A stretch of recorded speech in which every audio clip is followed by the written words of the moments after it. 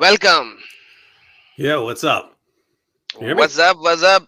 Everyone has been impatiently waiting, and now they were about to go to sleep. A lot of people just left, David, but it's very late right now in India and Pakistan, approximately 1:30, if I'm not mistaken. In India, AM, but they were patiently waiting. Right now, we have 4,600 people waiting just for you, my friend. Oh wow. Yeah, So, I just woke up. oh, see, I told them that David is in a different time zone and he will join us. But yeah, at the end of the day, they were all waiting for you, and we went up to 5,500 viewers. But like after 12:31 ish, they started to move out, and we still have 4,500 people live watching, and they are anxiously waiting for you to describe to us a little bit about certain things. But before that, I welcome you on my channel, and what would you like to say before we start? That's up to you guys. What do you want to talk about? Oh, you have a doctorate degree in philosophy. hmm So we would actually try to learn from you the psychology of Muhammad. This was the stream all about. We have debated with over maybe 10 different Islamic people already so far, how he lived his life and why he was such a tyrant hmm and wanting the power and abusing women. So from his life, early childhood, how he grew up and all. So, what do you think? What do you have to add? I'm gonna give you the mic and just let me know wherever you would like to go, and we will hmm go forward, and then we will open the stream for viewers to ask questions. Yeah.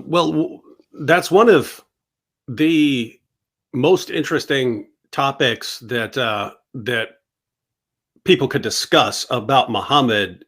One of the reasons is mainly because people don't know about this stuff. People don't know about Muhammad's childhood, and people don't know how that connects to uh, his psychology and what he imprinted on his community.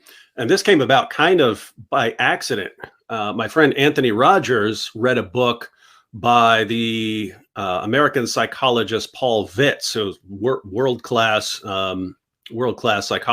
psychologist, and Paul Vitz was actually responding to atheists.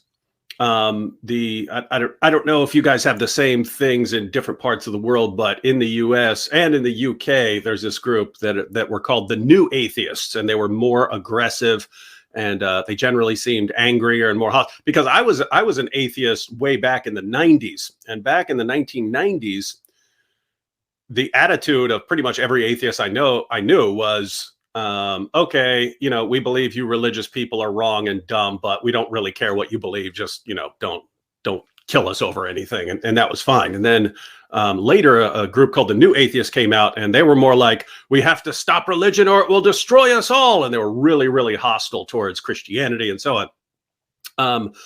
But the attitude of the atheists was, I don't mean all atheists, I mean this more aggressive type of atheist Yes, we have was both of them. Just to add a bit of a sentence over here, we have a lot of atheist agnostic over here watching you as well, okay. and Yeah.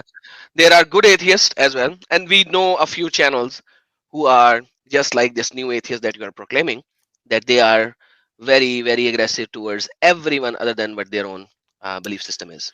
Yeah, and it's interesting. It's kind of interesting when an atheist comes from an Islamic background and, hey, I have to get away from Islam, and then they become atheists, but they still have a very similar mentality. Namely, I have to crush everyone who disagrees with me, and no one's allowed to disagree with me, and no one's allowed to think differently, and so on.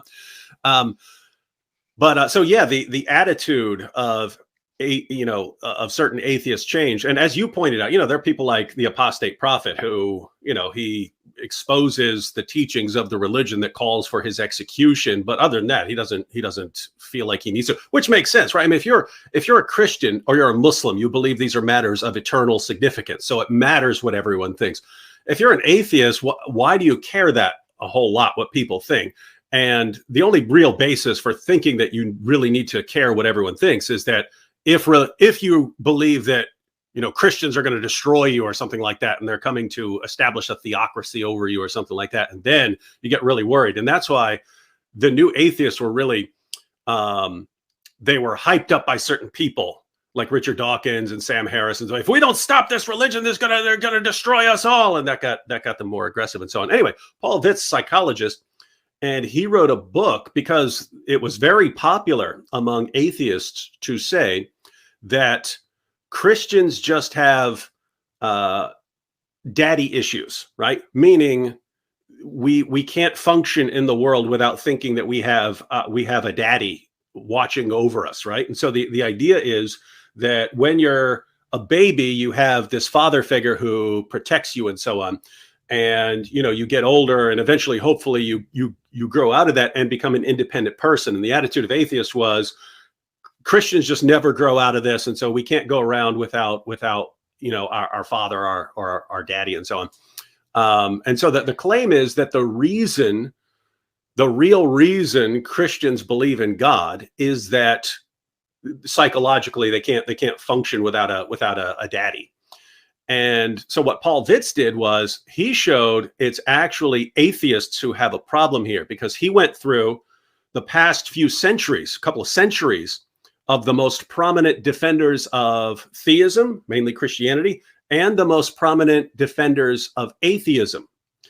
And he went in, and then he examined their early lives. And what he found is that with the exception of Kierkegaard, every major Christian figure who's defending theism had a good, stable relationship with a father figure, whether it's the real father or someone took them in or something like that. But they had a good, healthy relationship with a father figure when they're young. Then he went to the most prominent defenders of atheism over the past couple of centuries, and he found that all across the board, they all had either their fathers left them when they were very young, or they had massively abusive, dysfunctional relationships with a father figure. So they're all either abandoned or their father figures were abusive. And so all he's pointing out there is, hey, you atheists are saying Christians just believe because of this. That would flip back on you, because I could say the reason you don't believe in God is because you had a messed up relationship with a father figure, and you despise the idea of having a father, and therefore you don't want your heavenly father. And so, okay, I will have to intervene here, because I would like to translate a little bit and summarize for the people, because you are speaking very fast for a lot sorry. of If you want me to pause like every 30 seconds or a minute or so, that's fine too. No, it's just if you could speak a little slower, because most of my audience is Indian and Pakistani, and they English is their second language. So if we can speak slow, that will be better. But let me summarize that in Hindi and Urdu for everyone, so that they would follow you as well. So in short, मैं ये बताना चाहता है कि एक तो आपके normal atheist हैं जो कि मुनासिब अच्छे एथियस हैं, सब कुछ ठीक है, कोई मसला नहीं है, और हमारे पास बहुत सारे हैं, हमारे पास एथियस एग्नोस्टिक बहुत सारे हैं, साहिल भाई हैं, गालिब भाई हैं, बहुत सारे लोग हैं, और ये सब अच्छे लोग हैं। लेकिन एक और ट्रेंड निकला हुआ है खास किस्म के एथियस का, जो आप लोग भी जानते हैं, कुछ चैनल्स हैं, मैं उनके नाम नहीं लूंगा, जो कहते हैं या तो ये या कुछ नहीं। वो हर किसी के खिलाफ बोलते हैं, वो हिंदुओं के खिलाफ भी बोलते हैं, वो क्रिश्चियनों के खिलाफ भी बोलते हैं, वो हर किसी के खिलाफ बोलते हैं। वो उनको न्यू एथियस का नाम दिया गया हुआ, ठीक है। और वो वाले जो न्यू एथियस हैं, वो एक ऐसी चीज है कि वो ज्यादातर वो लोग हैं जो मुसलमान थे पहले और अब एक्स मुस्लिम हुए हैं, लेकिन वो एथियसिज्म के अंदर भी उन्होंने इस्लाम को डाल दिया हुआ, ठीक है। तो ये वो वाले मुसलमान है कि उनकी कट्टरता जो है खत्म नहीं हुई, हालांकि वो मुसलमान नहीं है, अब एथियस कहलाते हैं, लेकिन वो मुसलमान नहीं है। उनकी एक किताब के बारे में बात हो रही है कि उनके बारे में एक किताब लिखी थी एक बंदे ने, और वहां पे उसने दिखाया था कि ये जो नए वाले एथियस निकले, न्यू एथियस जो निकले हैं, जो कि एक्स मुस्लिम है बेसिकली ज्यादातर, वो कह रहे थे कि जो क्रिश्चियन है वो एक खुदा को जो बाप बना के बैठे हुए हैं, इस वजह से जो है इन्हें बाप की बड़ी जरूरत है। वर्सेस अगर देखा जाता है, फिर उसके ऊपर जब रिसर्च किया था तो पता लगा था कि इन एथियस जो लोग हैं, इनके अपने डैडी इश्यूज बहुत ज्यादा थे। अच्छा, जो डैडी इशू बहुत ज्यादा थे ना, ये असल में अब जोड़ेंगे हम कि इस किताब की वजह से ना मोहम्मद के डैडी इशू को हमने लेके आना है इसने, और उसने जोड़ना है उसके साथ। तो ये इस वजह से ये सारी बैकग्राउंड वो बता रहा है, क्योंकि हम एक जेनेरिकली फिलोसॉफिकली इसके ऊपर बात रखने लगे हैं, तो वो सारी इस किताब की इसने हिस्ट्री और बैकग्राउंड बताई है आप सबको। तो मैंने कहा जिन लोगों को समझ नहीं आई, वो जरा समझ जाएं कि वो किसके बारे में बात कर रहा है, किस खास पर्टिकुलर लोगों के बारे में बात कर रहा है। David, please continue sir. Sorry sorry sorry sorry sorry, Lala ji ये इंग्लिश में बातें होंगी क्या डेविड भाई से फिर? Yes, because David doesn't know ji Hindi or Urdu, so we will talk in Hindi, in English, and after some time I will summarize. Sorry, I mean let me. I will. Okay, Sorry. So मैं बात David के साथ English में करके थोड़ी थोड़ी देर बाद मैं समरी प्रेजेंट कर दूंगा, ताकि सब लोगों को समरी मिल जाए। तो फिर डेविड वही प्लीज लाला जी मैं कह रहा था कि हम लोग तो मैं चलता हूँ फिलहाल, ताकि डिस्टर्ब ना होने पाए ना। All right, thank you brother. कोई काम नहीं, okay thank you, take care. All right, so I'll talk a little bit slower, and I'll try to pause after points. So Paul Vitz, psychologist, he assembled the data, and he showed that um, what the evidence actually shows is that when someone has a relationship with a father figure who's abusive, or has no father figure when he's young, gets abandoned, or the father dies, that it tends to produce certain features in the person's psychology when that person is older. And specifically, three main characteristics. One, the person develops a problem with father figures, and especially with viewing God as any sort of heavenly father. Two, the person tends to rebel against authority and tradition, so doesn't like to get along with traditions, and has a problem with authority in general. And three, has a difficulty forming normal relationships later in life. And I just want to be clear, this isn't saying that, if you had a bad father figure, you're going to be this way when you grow up. Or if you had a great father figure, you're going to be this way when you grow up. These are just shifts that happen. In other words, you notice higher percentages of certain things based on childhood experiences. And so that's what the evidence shows, that people who have those kinds of experiences when they're young tend to have higher percentages of certain problems when they get older. So we'll go, if you wanted to translate Yes. that, and then we could talk about how this relates to Islam.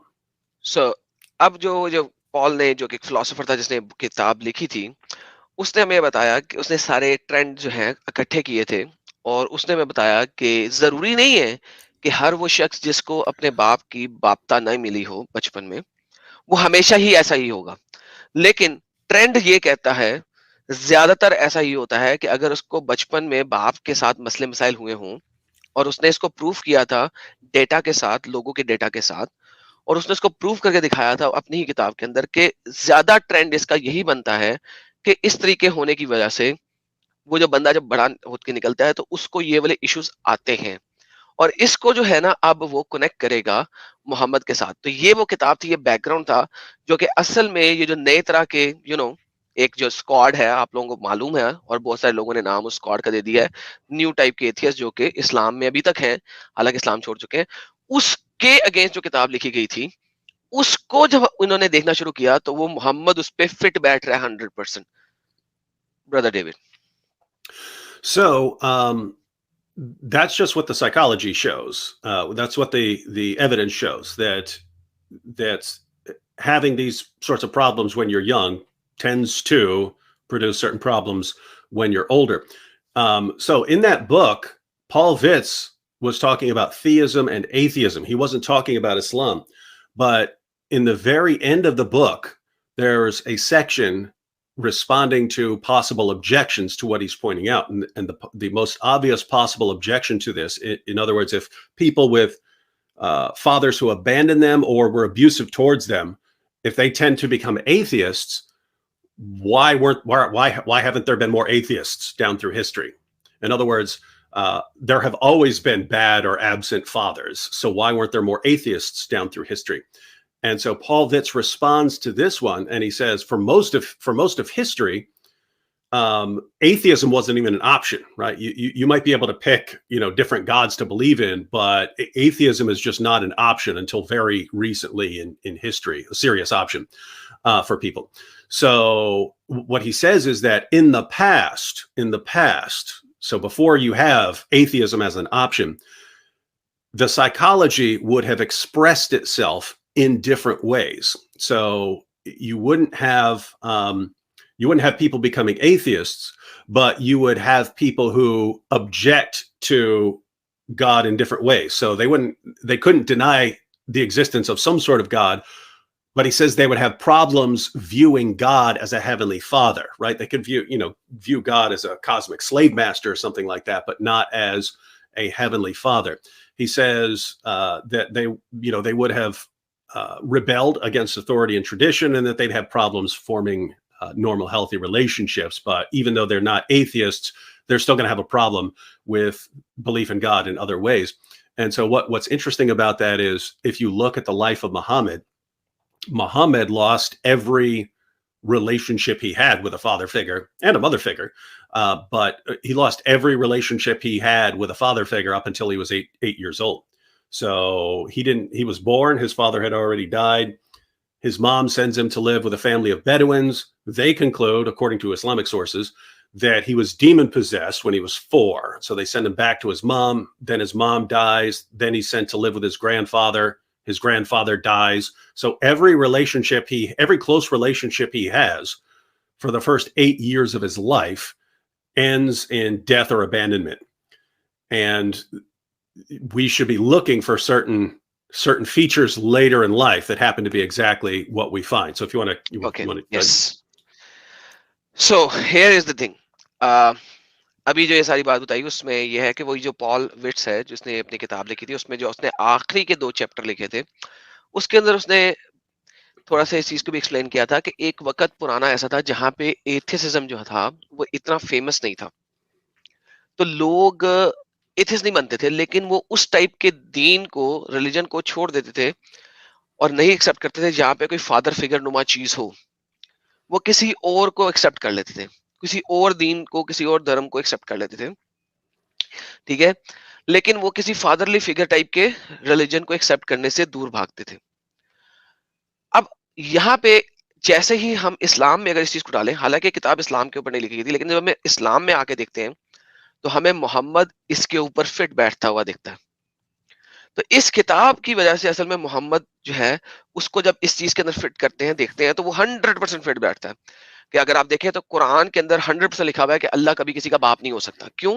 क्योंकि अगर आप देखो कि मोहम्मद बचपन में हर किस्म के father type बंदे से उससे दूर होता गया और अपनी बल्कि माँ से भी दूर होता गया। उसका हर किस्म का रिश्ता जो है वो खत्म होता गया, उसको लाइफ में मिला ही नहीं। इवन सो एंड सो कि उसको बचपन में ही डीमन पोजेस्ड, यानी कि वो, हाँ आप लोगों को पता डीमन पोजेस्ड किसे कहते हैं, माना गया था। और आपने अभी मैंने बताया भी था कि उसकी माँ ने उसको दे दिया था, दूध भी नहीं उसे पिलाया था, चचाओं ने भी उसके साथ बुरा किया और आहिस्ता आहिस्ता सब लोग उससे दूर होते गए। ये चीज जब इसी किताब की इस चीज को हम मोहम्मद के ऊपर फिट करने की कोशिश करते हैं तो वो 100% फिट बैठता है। David, you have a nice coffee mug by the way. Oh yeah, I like it. Anand here asks, what's the name of that book? The name of the book is Faith of the Fatherless by Paul Vitz. So Faith of the Fatherless.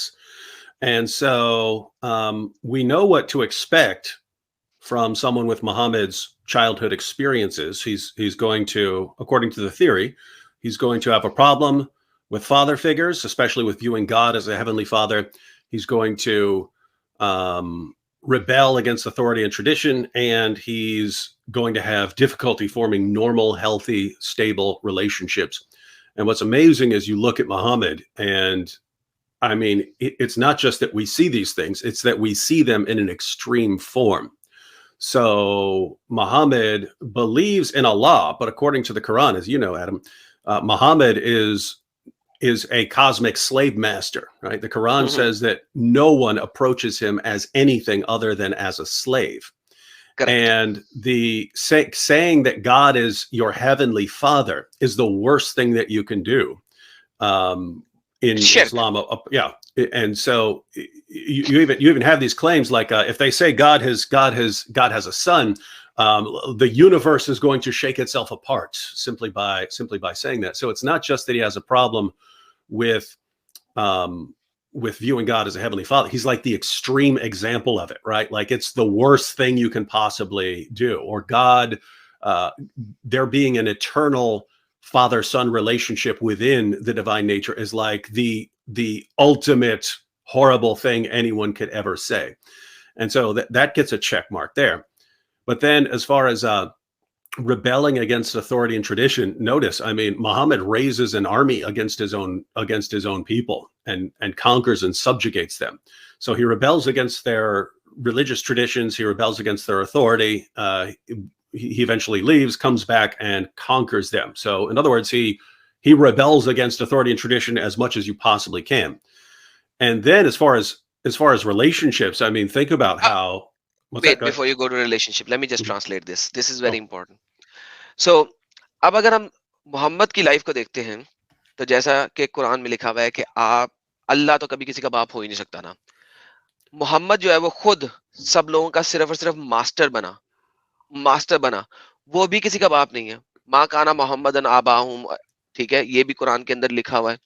तो basically अगर आप देखोगे कुरान की और मोहम्मद की teaching के अंदर, उसने फादरली रिलेशनशिप अपने साथ या अपने अल्लाह के साथ हर किस्म का खत्म कर दिया. क्यों? क्योंकि बचपन से उसको इस चीज की negation milli. So and so के अगर आप कुरान में देखते हैं कि वो कहते हैं कि अगर अल्लाह के साथ उसका कोई बेटा शरीक ठहराओगे तो पूरी की पूरी धरती कायनात कांप जाएगी. ठीक है, ये लेवल हो गया था मोहम्मद का कि वो हर किस्म के रिश्ते से भाग रहा था.